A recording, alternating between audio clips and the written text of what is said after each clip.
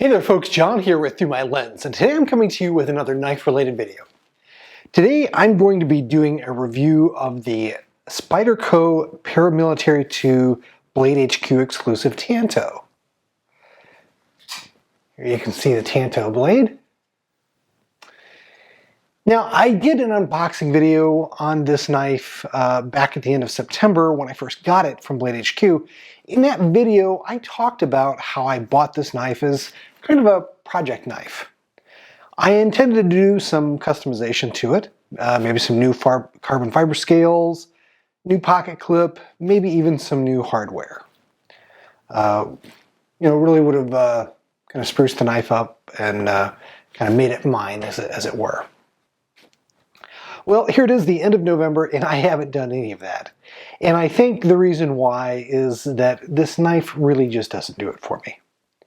Now, don't get me wrong, the Paramilitary 2 is widely considered to be one of the best knives out there.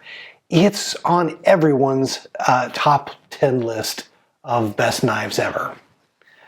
And objectively, it's a great knife, absolutely. But let me go ahead and bring up the specifications for this knife on the screen. You can pause the video if you'd like to read over them. The specifications really are quite impressive for the money, so why don't I like it? Well, the first reason is that it's not a titanium frame lock. Now, the compression lock is great, don't get me wrong. It's incredibly smooth for the price. Great deployment action, particularly when you actually do it correctly. There we go. And everyone loves, the fidget factor with the Paramilitary 2. It's fun to play with for sure. The problem for me is that every other knife in my collection is a titanium frame lock. That means my muscle memory is ingrained for my thumb to move to the underside of the knife here. When I want to close it. But on the compression lock, the knife is actually, the release is on the top side here.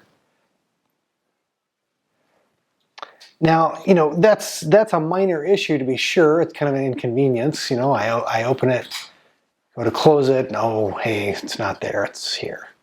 So, again, minor issue. And if that was really the only thing I didn't like about it, then, I'd probably keep the knife. But there are some other issues for me. Now, one of the more objective things I don't like on this knife is the consistency or the quality control on the black finish. Now, it's described on the BladeHQ website as being PVD. But on both sides of the blade, I can see spots or voids. Try to see if, not sure if it's going to pick up on the camera or not. Let's see here. It's more toward the center area here.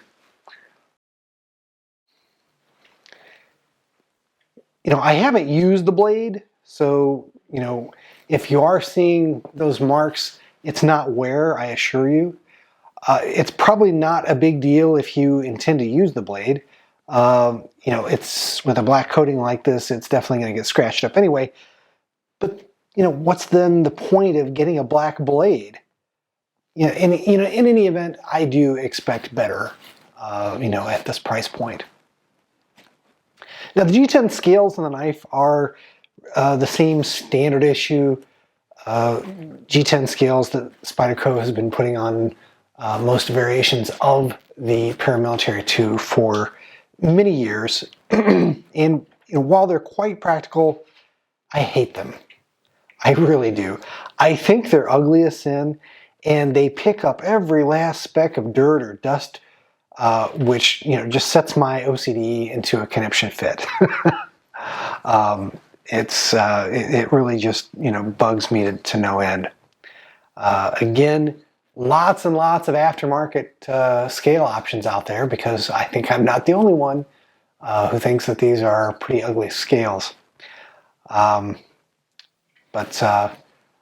Again, since this really isn't something that's really blowing my hair back, I just can't see my opinion changing, by putting a new set of scales on it.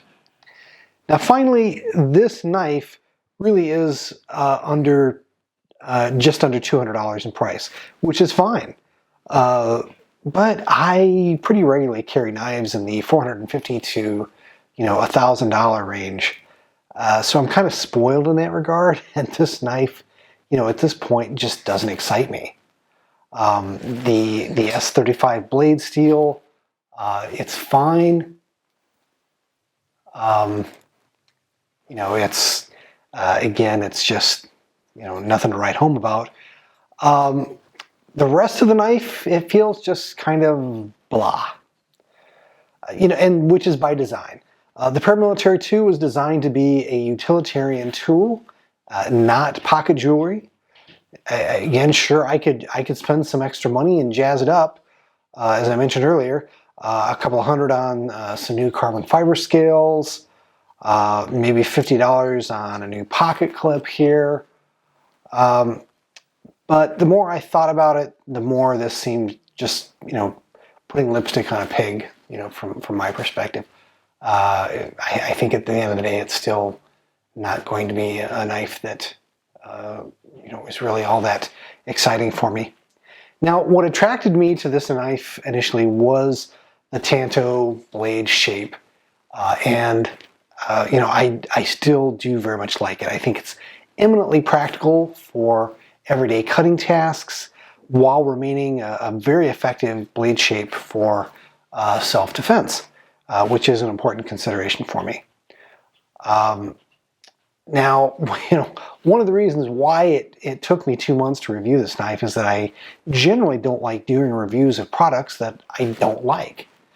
The fire or the passion to share my thoughts with the community really just isn't there if I'm, not in love with the product.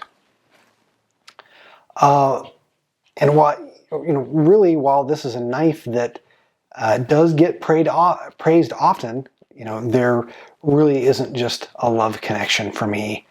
I really wanted to like it, but unfortunately I don't. So there you have it. There's my quick review of the Spyderco Paramilitary 2, the BladeHQ Exclusive Tanto version. Hope you've enjoyed the video. Take care. God bless. We'll see you in the next video. I hope you've enjoyed this production from the Through My Lens YouTube channel. If you did, please click on the like button and do share the video on social media. If you'd like to see more content like it, please do subscribe to the channel, follow me on Instagram and Facebook, and do check out Through My Lens at www.throughmylens.org.